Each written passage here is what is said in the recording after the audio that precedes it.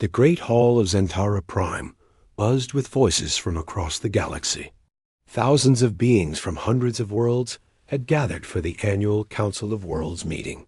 The massive chamber stretched for miles, its crystal walls reflecting the light of 3 suns that hung in the purple sky outside.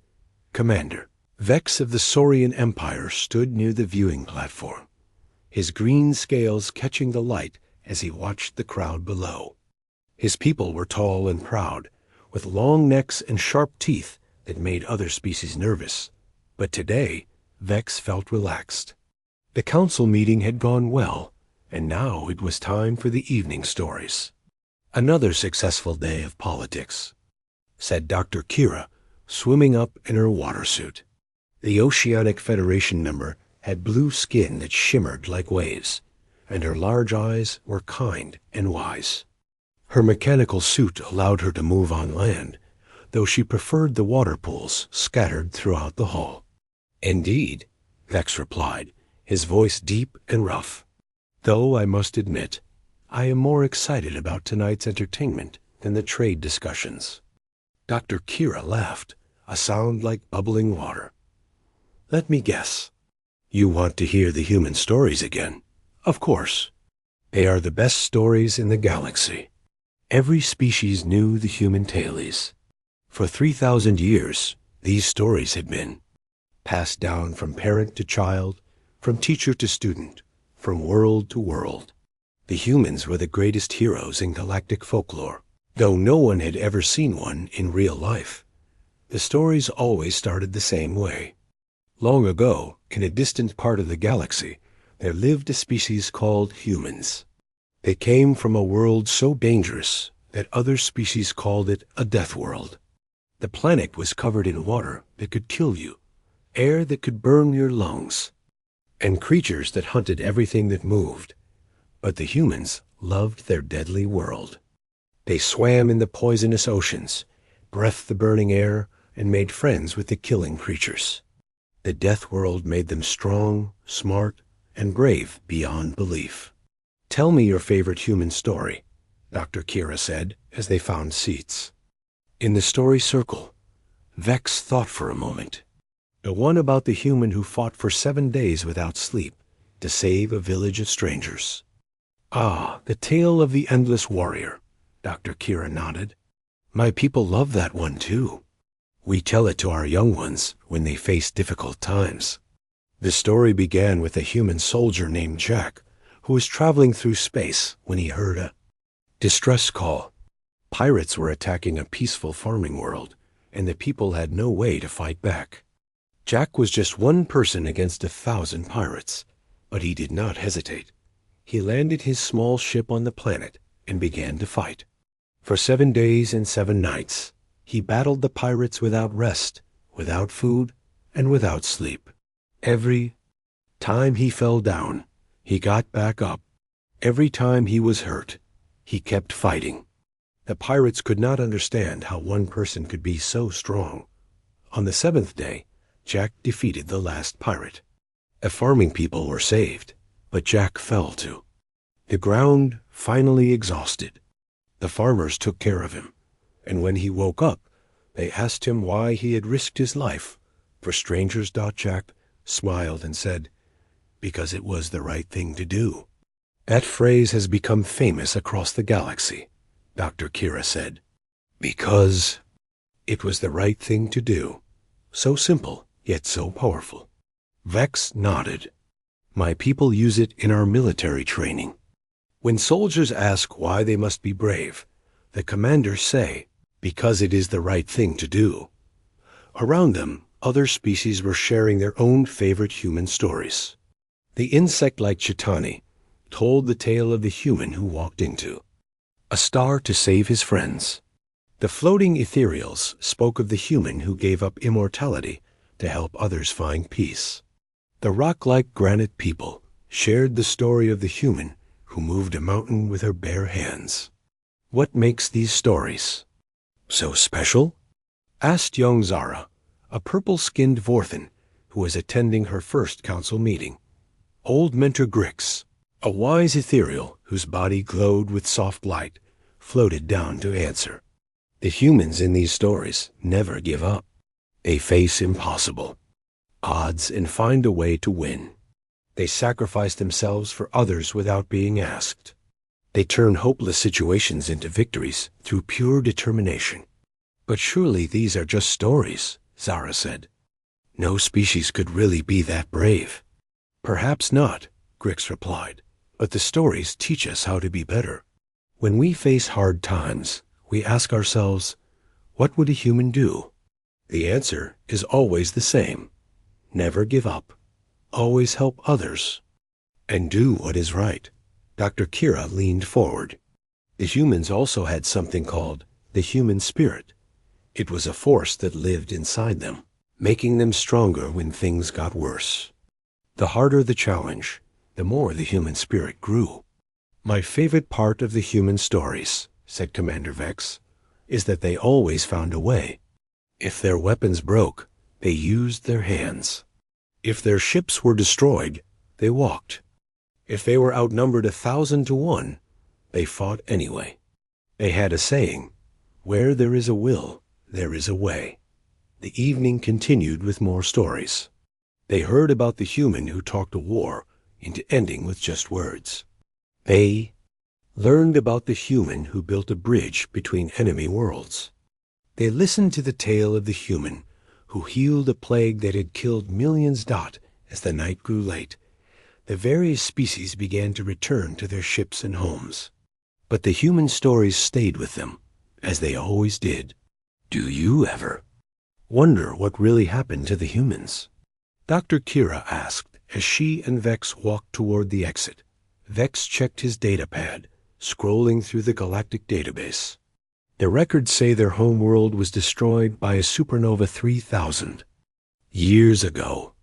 The entire system was wiped out. No survivors.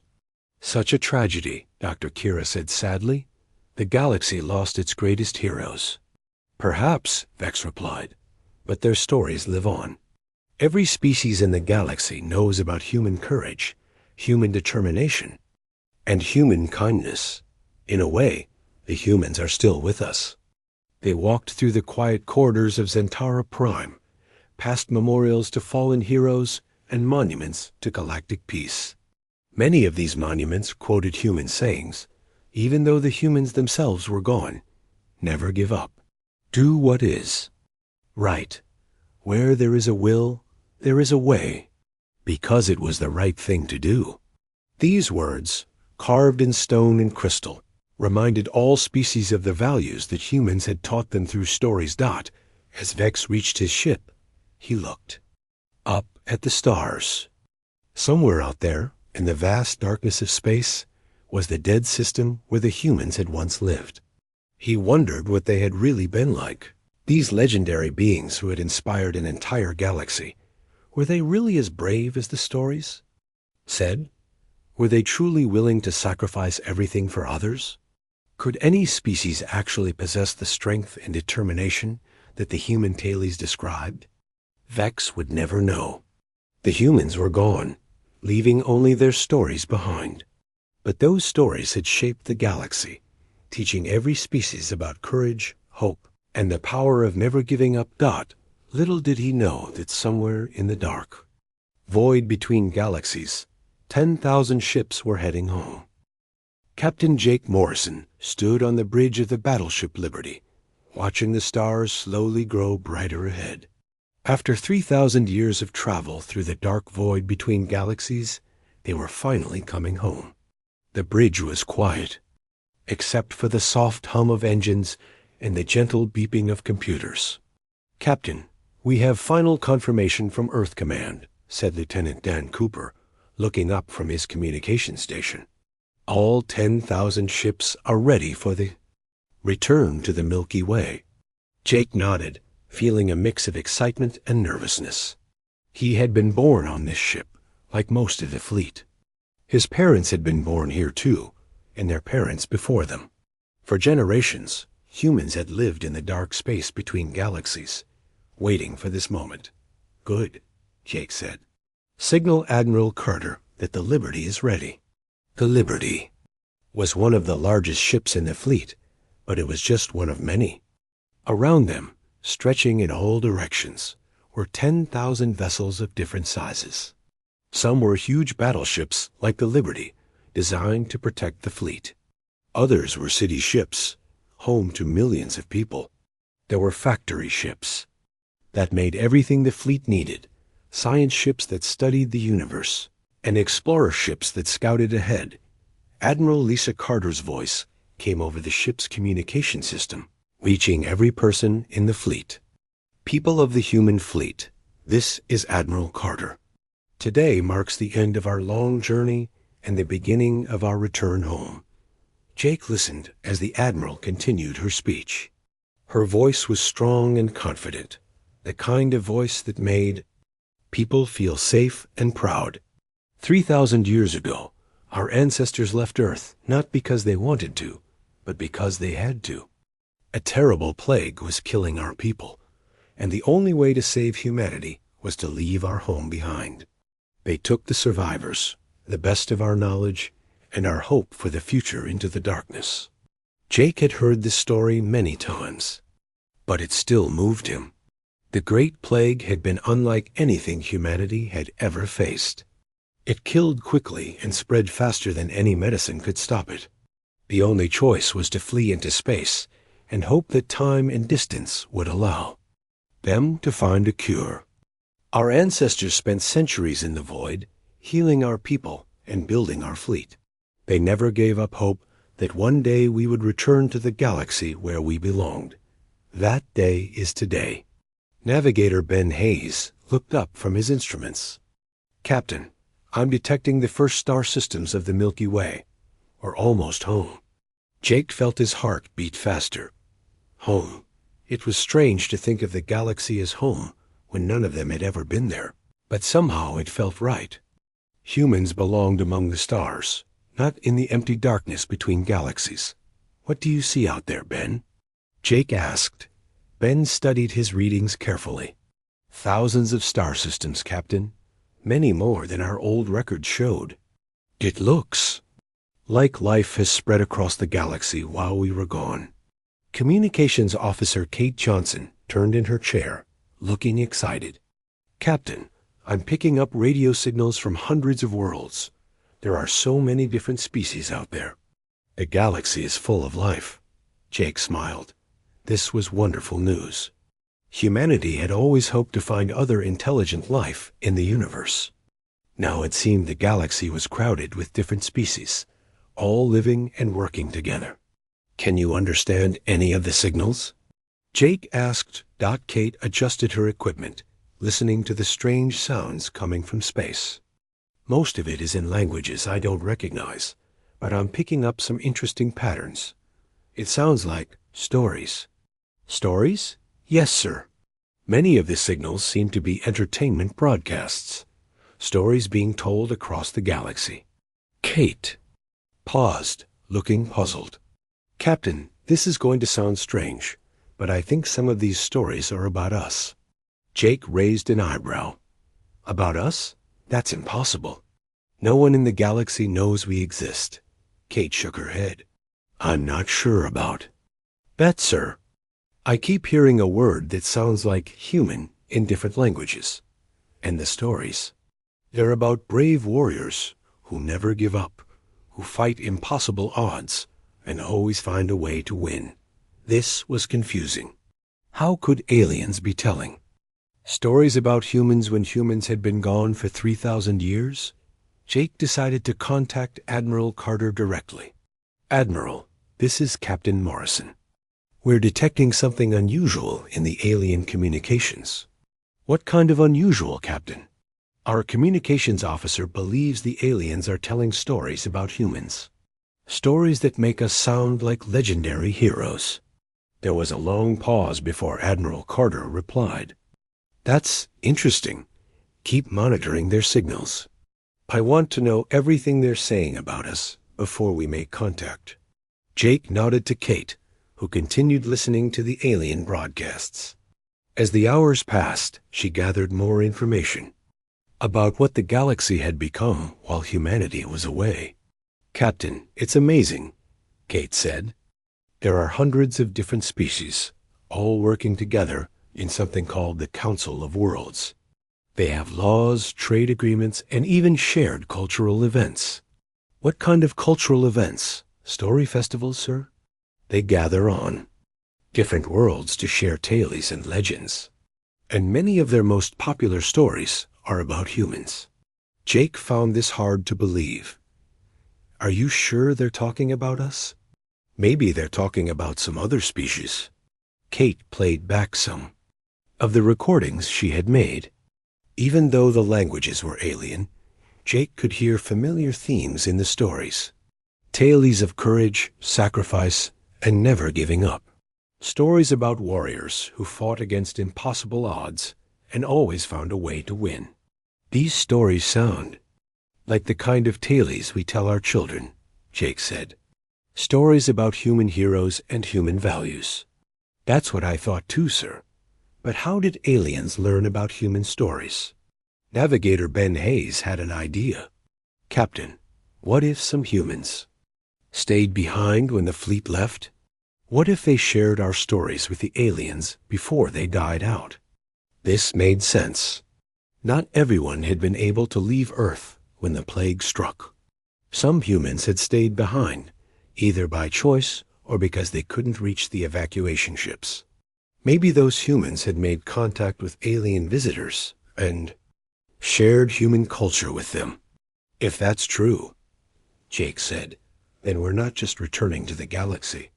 We're returning to a galaxy that knows about us. Admiral Carter's voice came over the communication system again. All ships, prepare for final approach to galactic space. We are about to enter the Milky Way after 3,000 years in the HFY. Void. Jake felt the ship change course slightly as they moved toward their destination. Around them, the other ships in the fleet also adjusted their positions. 10,000 vessels, carrying the last survivors of humanity, were about to return to the galaxy. Captain, Kate said, I'm picking up a major population center ahead. It looks like some kind of galactic capital. What can you tell us about it? It's called Zentara Prime. Thousands of ships from different species are gathered there. It looks like they're having some kind of meeting or festival. Jake thought about this. If they were going to announce humanity's return to the galaxy, a gathering of all the species would be the perfect place to do it. Contact Admiral Carter, Jake said. Tell her we've found the perfect place to make first contact. As the fleet moved deeper into galactic space, Jake wondered what the aliens would think when they saw 10,000 human ships appear in their skies. Would they be excited to meet the species from their stories? Would they be afraid? Would they even believe that humans were real? Soon, he would find out. The greatest homecoming in human history was about to begin. The morning sun was rising over Zentara Prime when the first ship appeared. It was small at first, just a dot of light in the purple sky. But within minutes, more dots appeared. Then hundreds.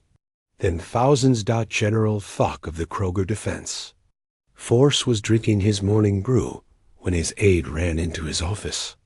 The young Kroger was breathing hard, his red skin darker than usual with excitement.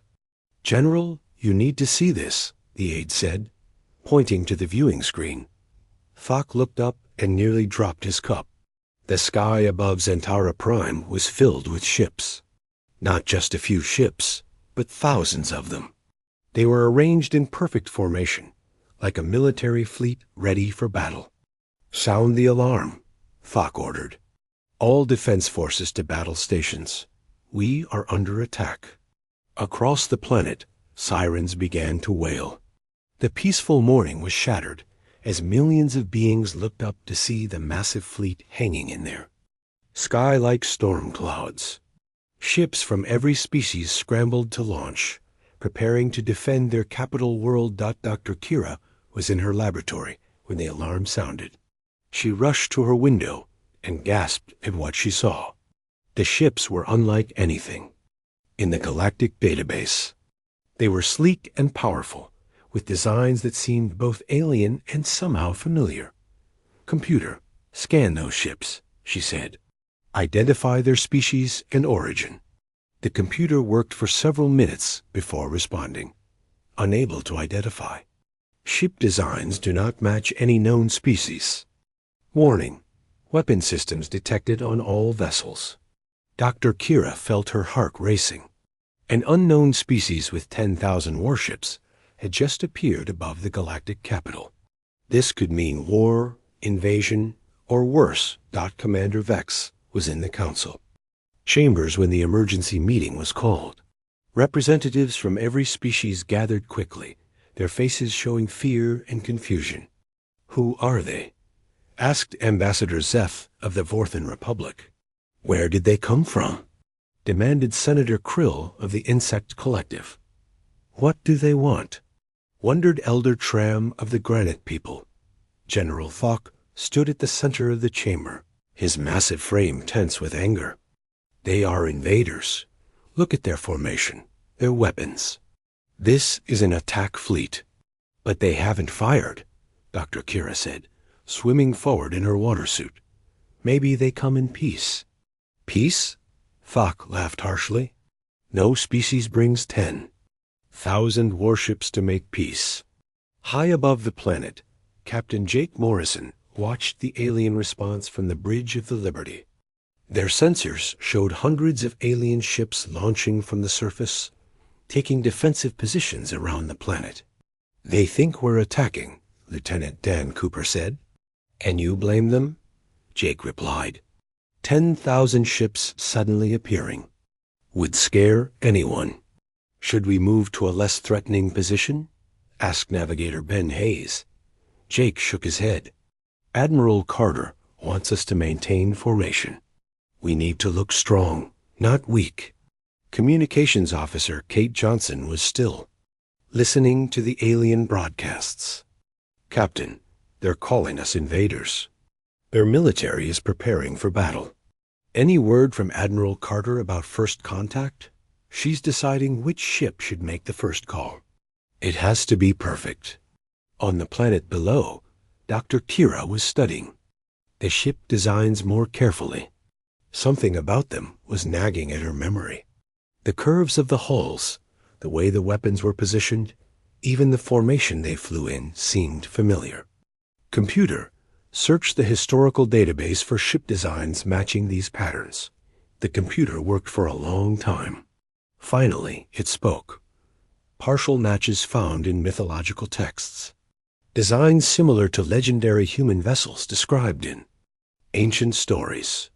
Dr. Kira's eyes widened. "That's impossible. Humans are myths. They never existed." However, the computer continued. Design elements show 97.3% similarity to human ships described in the Tale of the Star Warriors and the Chronicle of the Void Walkers. Dr. Kira felt a chill run through her body. Could it be? Could the ships in the sky belong to the legendary humans from the stories? She rushed to the council chambers, where the argument was getting louder. Some species wanted to attack immediately. Others wanted to try talking first. The chamber was in chaos. "Everyone, listen to me," Dr. Kira called out. "I think I know who they are." The chamber fell silent. All eyes turned to the small figure in the water suit. The ship designs matched descriptions from human mythology. "I think these are the legendary humans from our stories," General Fox snorted. "Humans are not real. They are children's tales." "But what if they're not?" Dr. Kira asked. "What if the stories are true? What if humans really exist?" Before anyone could answer, every communication device in the chamber began to beep at once. Someone was trying to contact them from the fleet above.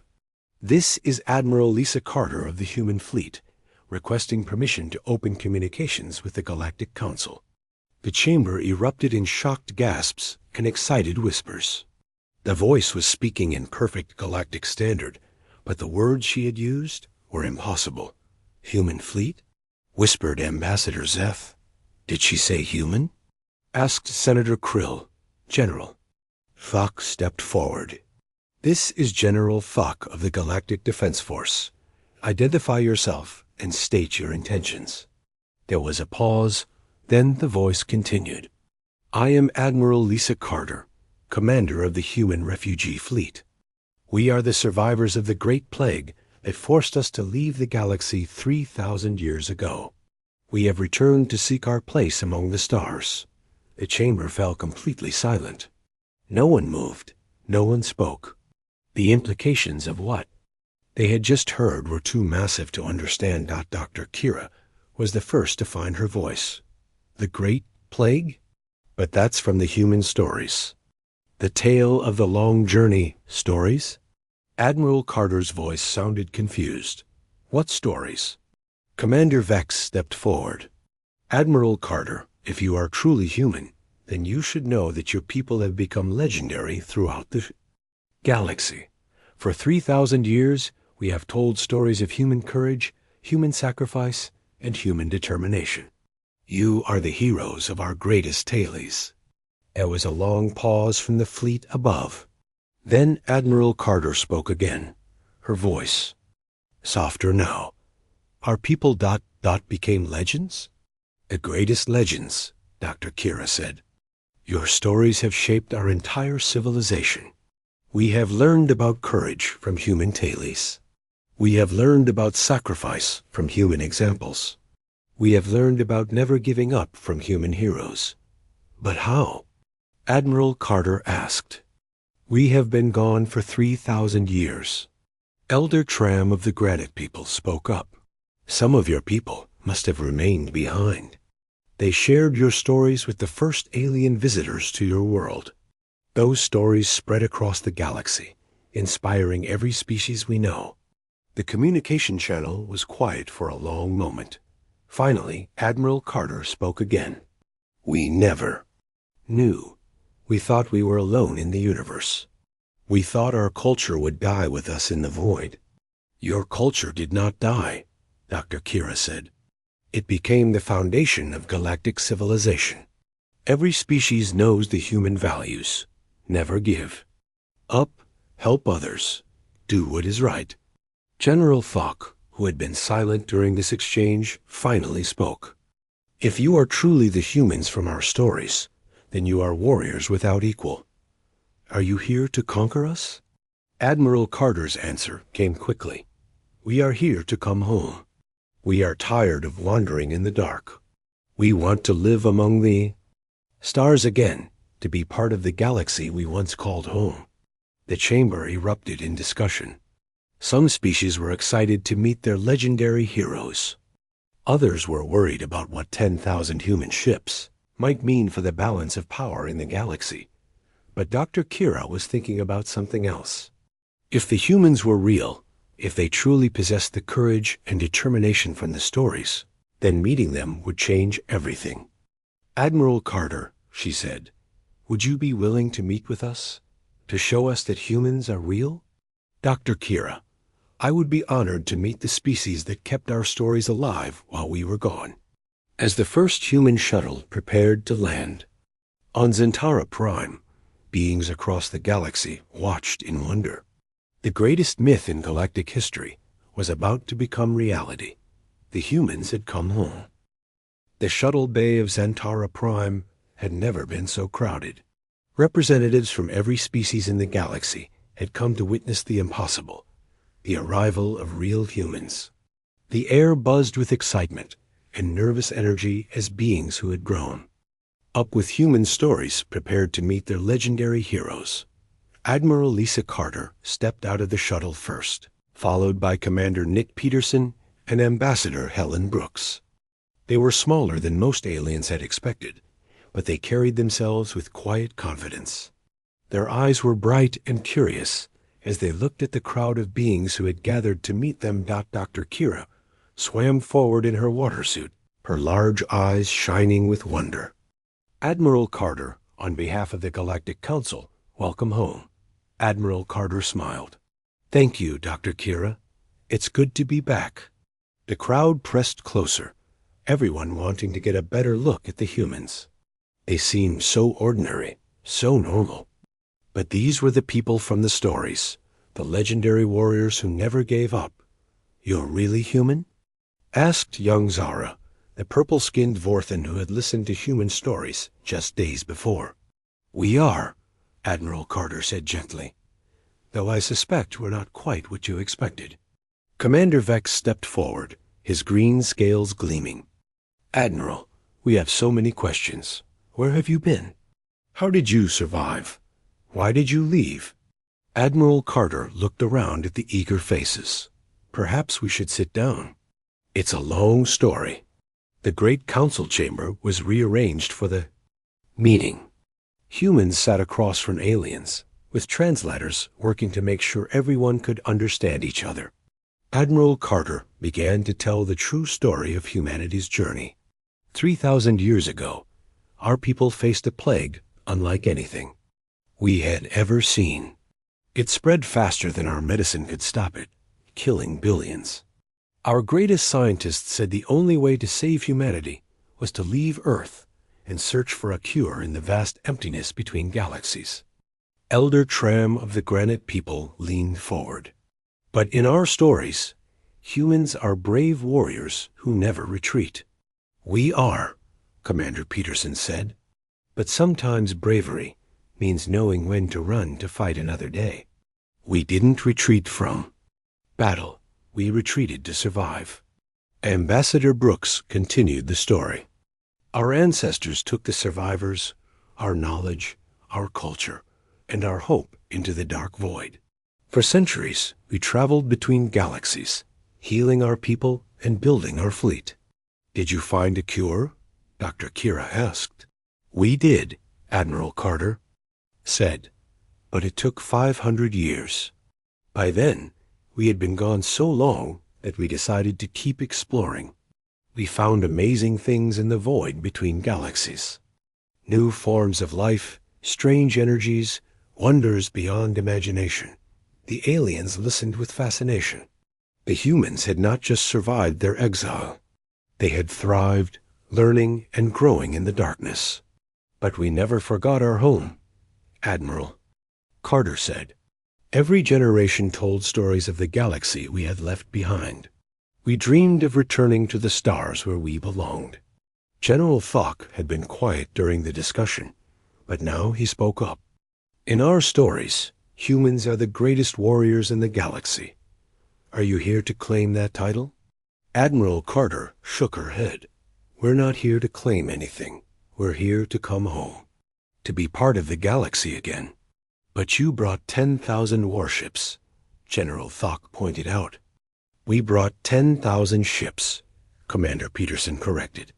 "Some are warships, yes, but most are city ships, factory ships, science ships, and exploration vessels.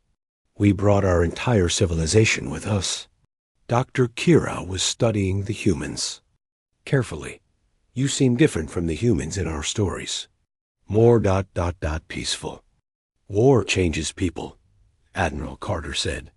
"But we have not fought a war in over 1,000 years. We have spent our time learning, exploring, and building. We prefer peace to war." This surprised many of the aliens. In their stories, humans were always fighting, always battling against impossible odds. But these real humans seemed to prefer talking to fighting. "Tell us about the stories," Ambassador Brooks said. "We're curious about how our culture survived while we were gone." Commander Vex activated a holographic display. "They are the foundation of our civilization. Every species learns human values. Never give up, help others, do what is right. Your stories taught us about courage and sacrifice." The display showed images from across the galaxy. Monuments with human sayings carved in stone. Schools where alien children learned about human heroes. Hospitals where doctors followed human ethics. About helping others. "Your story about the human who walked into a star to save his friends," Dr. Kira said, "inspired our medical oath. Every doctor in the galaxy swears to risk their own life to save others." The tale of the human who moved a mountain with her. "Bare hands," added Elder Tram. taught us that any problem can be solved with enough determination. Admiral Carter looked amazed. Our stories did all this? Your stories became our stories, Commander Vex said. When we face hard times, we ask ourselves, what would a human do? The answer is always the same. Never give up. Find a way. Do what's right. The humans were quiet for a long moment, absorbing what they had learned. Their culture had not died when they left the galaxy. Instead, it had grown and spread, shaping the development of dozens of species. There's something else, Dr. Kira said. We've built monuments to humans on many worlds, including your home world, Earth? Admiral Carter asked, her voice excited. Earth still exists? Oh, yes. Would you like to see it? The journey to Earth took 3 days. A small fleet of human and alien ships traveled together through space. With the humans eager to see their ancient home, and the aliens excited to show them what they had built, Earth was beautiful. The blue and green planet hung in space like a jewel, its surface covered with forests and oceans. The plague was long gone, and nature had healed the world. It's perfect, Admiral Carter whispered as they orbited the planet. We've been taking care of it, Dr. Kira said. Every species in the galaxy considers Earth to be a holy world. We've built a monument there. They landed near the monument, which stood in what had once been the center of a great human city. It was made of crystal and metal, reaching toward the sky like a prayer. Around its base were carved the words that had become the foundation of galactic civilization. Never give up. Help others. Do what is right.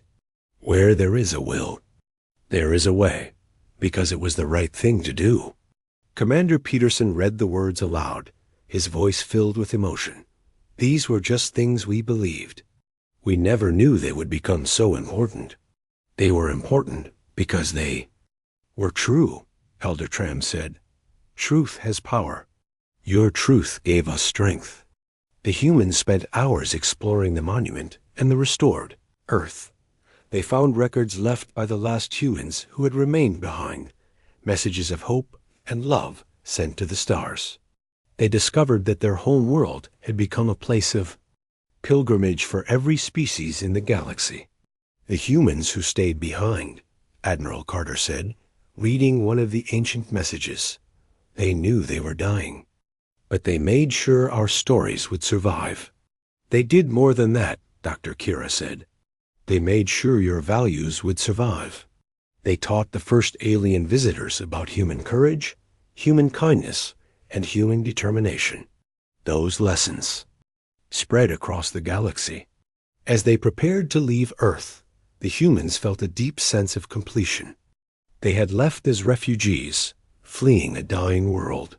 They had returned as legends to find their home restored and their culture thriving. What happens now? Asked Ambassador Brooks. Commander Vex smiled. Now you take your place among the stars. The galaxy has been waiting 3,000 years for the humans to come home.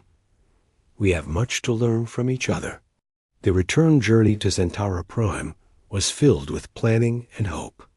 The humans would need new worlds to live on, new roles to play in galactic society. But they would not be alone. Every species in the galaxy was ready to welcome them home. The greatest homecoming in galactic history was becoming the greatest partnership the universe had ever seen. The integration of humans into galactic society had been going well for 6 months when the first reports came in. Deep space monitoring stations detected something massive moving through the void between galaxies. It was heading straight for the Milky Way, and it was getting bigger. Dr. Kira was working in her laboratory on Centauri Prime when the emergency alert sounded. She rushed to the communication center, where Admiral Carter and Commander Vex were already studying the incoming data. What are we looking at? Dr. Kira asked. We're not sure, Admiral Carter replied, her face grim. Our long-range sensors show a massive object approaching from dark space. It's not a ship or a fleet. It's something else. Commander Vex pointed to the display. It's absorbing energy from every star system it passes. The stars are going dark. The object was called the Void Swarm, and it was unlike anything the galaxy had ever faced.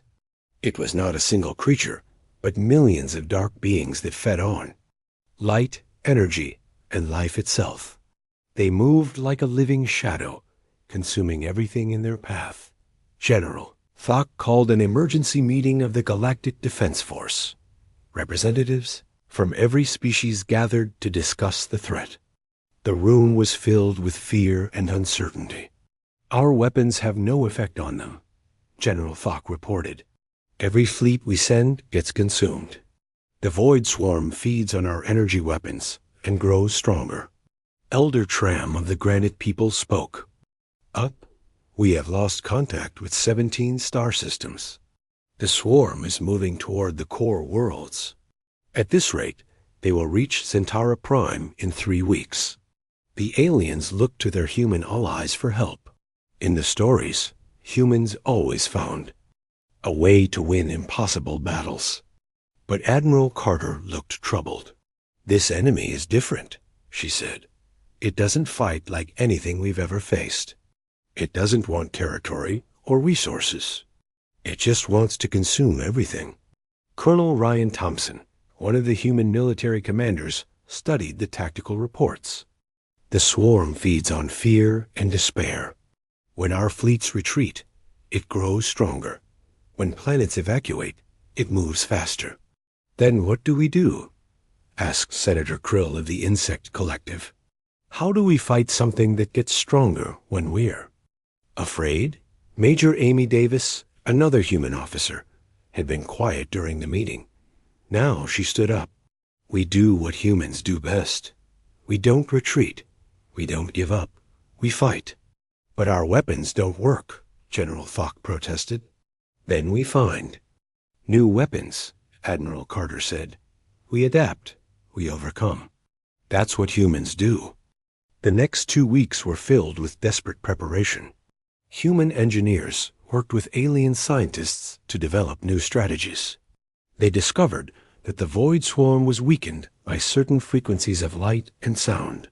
They built new weapons that projected hope instead of fear, courage instead of despair. Captain Jake Morrison found himself commanding a mixed fleet of human and alien ships.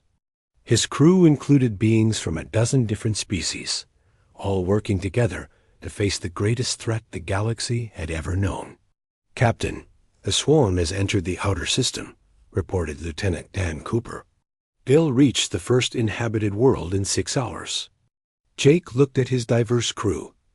Dr. Kira was at the science station, her blue skin glowing with determination. Commander Vex operated the weapons console, his green scales steady despite the danger. Navigator Ben Hayes plotted their course with the help of an ethereal named Glow. Communications Officer Kate Johnson worked alongside a Chitani translator to coordinate with the alien fleets. All ships, this is Captain Morrison, Jake announced over the fleet communication system. Today we face an enemy that feeds on fear, so we give it something else. We give it human courage. We give it alien determination. We give it the combined strength of every species in the galaxy. The battle began at the edge of the star system. The Void Swarm was a living darkness that stretched across space like a storm cloud. As it approached, the Allied fleet opened fire with their new weapons. Beams of pure light and waves of harmonic energy struck the swarm, causing it to recoil. It's working, Dr. Kira called out. The swarm is retreating from the light weapons. But the victory was short-lived. The swarm adapted quickly, developing resistance to the new weapons. It surged forward again, surrounding several ships and beginning to drain their energy. We're losing the granite ship's stone hammer, reported Commander Vex. The swarm is feeding on their engines. Jake made a decision that would have seemed impossible to anyone who didn't know humans. All ships follow my lead. We're going into the swarm. Captain, that's suicide, Dr. Kira protested. No, Jake said with a smile. That's human. The Liberty led the charge directly into the heart of the Void Swarm. The darkness surrounded them, trying to drain their energy and fill their minds with despair. But the crew fought back with something the Swarm had never encountered before. Unbreakable hope.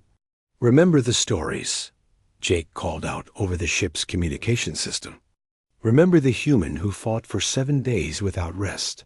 Remember the human who walked into a star to save her friends. Remember that we never give up. The word spread from ship to ship, from human to alien. The crew of the Liberty began to sing an old human song about hope and courage. The aliens didn't know the words, but they understood the meaning. They added their own voices, their own songs, their own expressions of defiance. The Swarm recoiled from this display of pure determination. It had fed on fear for eons, but it had never encountered anything like human stubbornness backed by galactic unity. The Swarm is fragmenting, Dr. Kira reported with excitement. It can't absorb our determination. It's breaking apart. But the battle was far from over. The Swarm regrouped and launched a final assault on the core worlds. Admiral Carter led the defense of Zentara Prime itself, positioning the human fleet in a protective formation around the planet Dot as the Swarm approached. Admiral Carter made a speech that would be remembered for generations. Her words were broadcast to every ship in the fleet, every being on the planet, and every corner of the galaxy. People of the galaxy, this is Admiral Carter. Today we face our greatest test. The darkness wants to consume us, to feed on our fear and despair, but we are not afraid. We are not in despair. We are human. We are alien. We are united. She paused, looking at the massive Swarm approaching through space. We have learned from each other. The aliens taught us that we are not alone in the universe. We taught them that courage is not the absence of fear, but the decision to do what's right despite that fear. Together, we are stronger than any darkness. The final battle lasted 3 days. Ships from every species fought side by side. There, crews working as one. When human ships were damaged, alien crews repaired them. When alien ships ran out of power, human engineers recharged them. The galaxy had become a single, unified force. Captain Jake Morrison led the final assault on them. Swarm's core. His ship, battered and scarred, pushed through the darkness, with dozens of other vessels following behind. As they reached the heart of the Swarm, Jake gave the order that ended the threat forever. All ships, fire everything. Show this darkness what happens when it threatens our home. The combined firepower of the entire galactic fleet, powered by human determination and alien ingenuity, struck the Swarm's core. The darkness screamed as it was torn apart, its pieces scattered across space before dissolving into nothing. The galaxy was safe. The victory celebration lasted for weeks. On every world, beings gathered to honor the heroes who had saved them. But the real celebration was quieter, more personal. It was the moment when humans and aliens realized they were no longer separate species sharing the same galaxy. They were family. Dr. Kira found Admiral Carter standing on an observation deck, looking out at the stars. Thinking about the future? She asked.